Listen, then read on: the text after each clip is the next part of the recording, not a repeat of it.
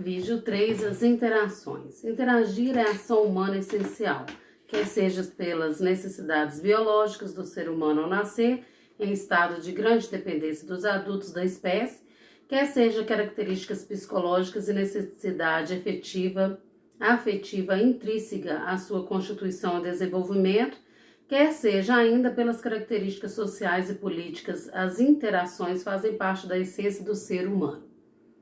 Nenhum indivíduo da espécie humana sobrevive ou se constitui sozinho, como apontam Rossetti, Ferreira, Amorim e Oliveira em 2009 na página 444, abre aspas.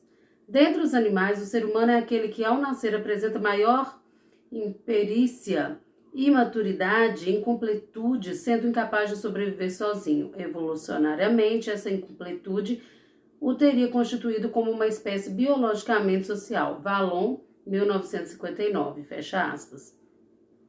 Essa incompletude do bebê ao nascer é minimizada por meio do enorme potencial do ser humano para estabelecer e manter contato com o outro, desde o seu nascimento.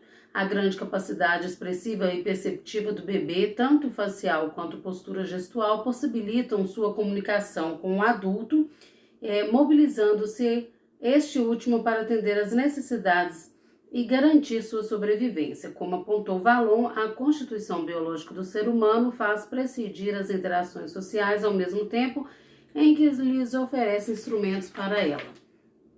Independentemente da sociedade em que nasce e as características do nascimento que seu nascimento estabelece, as relações com os demais seres da espécie e com o ambiente que o circula. Estabelecer interações é característica e necessidade da espécie humana.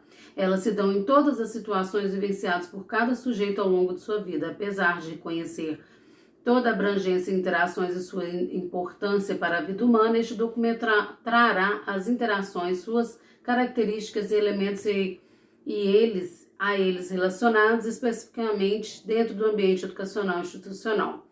Pressupostos. O documento Proposições Curriculares para a Educação Infantil de Belo Horizonte, da mesma forma que os documentos oficiais do âmbito nacional, compreende as interações como eixo estruturador do fazer pedagógico cotidiano em situações educativas, porque elas são estruturadas do ser humano como tal.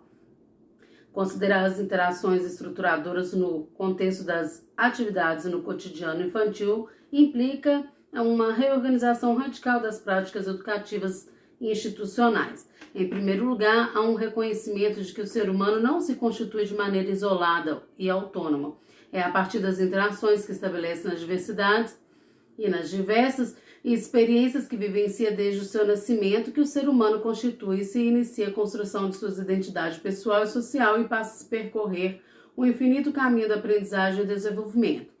São as interações com o outro, compreendido como as pessoas, os artefatos culturais, os objetos de conhecimento, o mundo em geral, que possibilitam a cada sujeito identificar quem ele é, também quem não é, o que lhe é próprio e o que caracteriza as demais pessoas do mundo, bem como seu próprio mundo. As interações possibilitam as crianças entrarem em contato com o mundo e as pessoas que o rodeiam, iniciando o vital processo de aprender, compreender e ressignificar o mundo, seus componentes e seu funcionamento.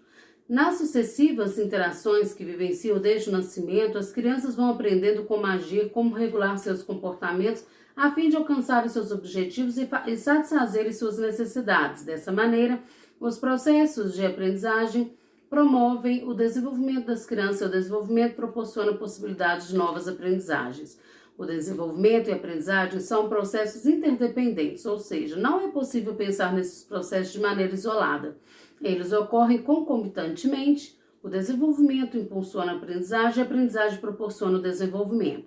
As crianças, como sujeitos históricos, aprendem e desenvolvem continuamente a partir das interações das quais participam.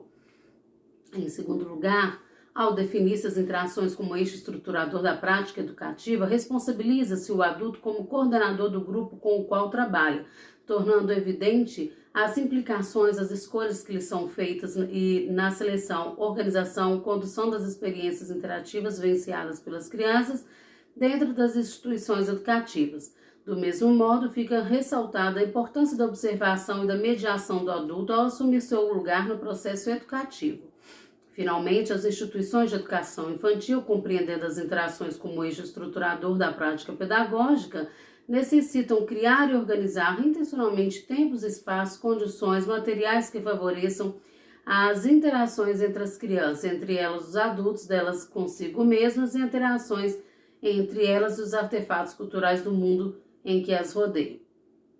Esses são os aspectos a serem considerados, concretizados em uma prática educativa de qualidade.